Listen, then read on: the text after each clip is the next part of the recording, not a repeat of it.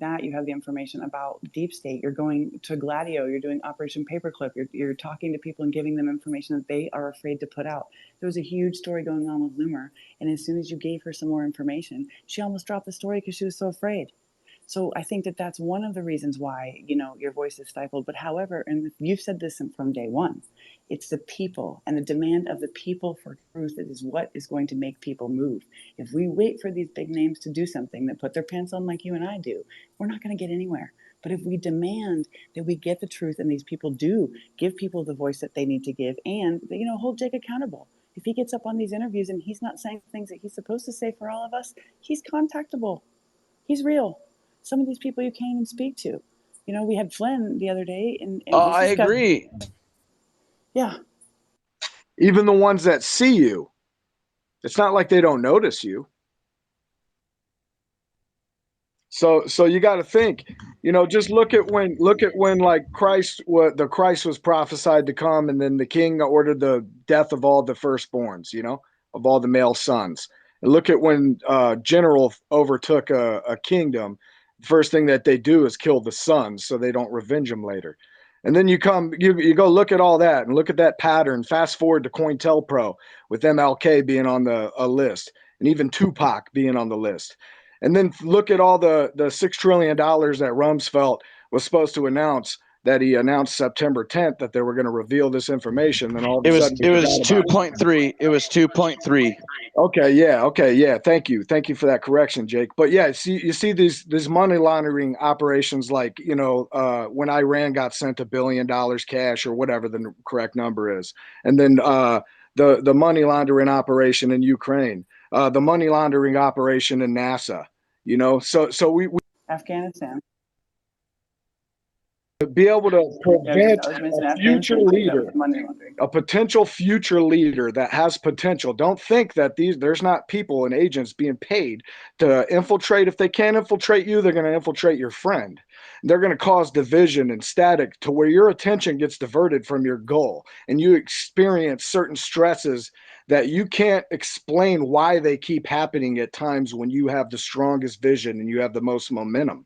So there is a shadow ban clan that is not formulated. And if somebody would take on that responsibility to organize that and start a shadow ban, kind of like intelligence agency, to where it's a brotherhood, to where you get selected, you get approached, you get noticed by your disposition and the way you handle yourself when you're under attack, the way you handle pressures uniquely than anyone else, the way you seem to be a bridge builder between people that would never get along and somehow find a way to bring people together in a conversation in a civil manner and recognize the humanity in each other instead of being right. That is no longer the priority in their minds, that they resonate towards somebody like a Jake. And that's why you're a threat. So when we put this unfair pressure on a Trump and on a Elon and on a Tucker Carlson, we have to look to somebody like a Dr. Shiva. No matter how much you might not like him or you might love him,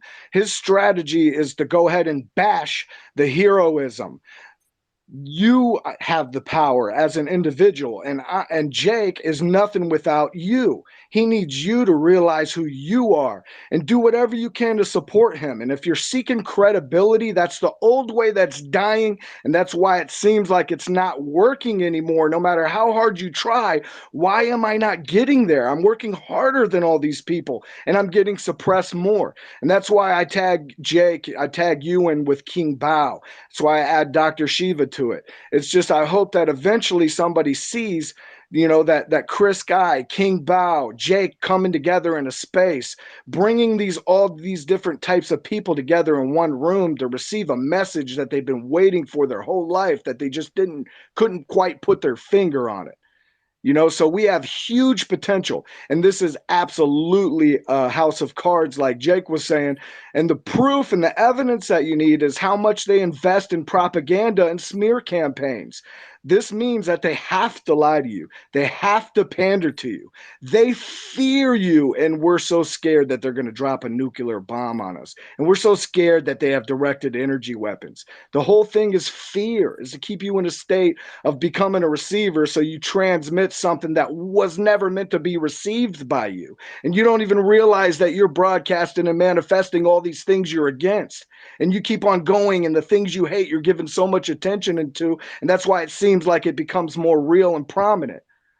This is very subtle what's happening right now. And for anyone to realize what's happening on a metaphysical level and being able to take that and redistribute that and make sure we're not surrounding ourselves by yes men. Make sure we're surrounding us by people that have the questions that we need to ask, instead of fill us up with our own bias and pump us up and make us feel special. We already intuitively know we're special. If we want to be honest, we do not need cosigners. And when we get to that place and we find people that are like that, we have something right there. And that's what they fear. They do not want us to know each other. Amen to all that.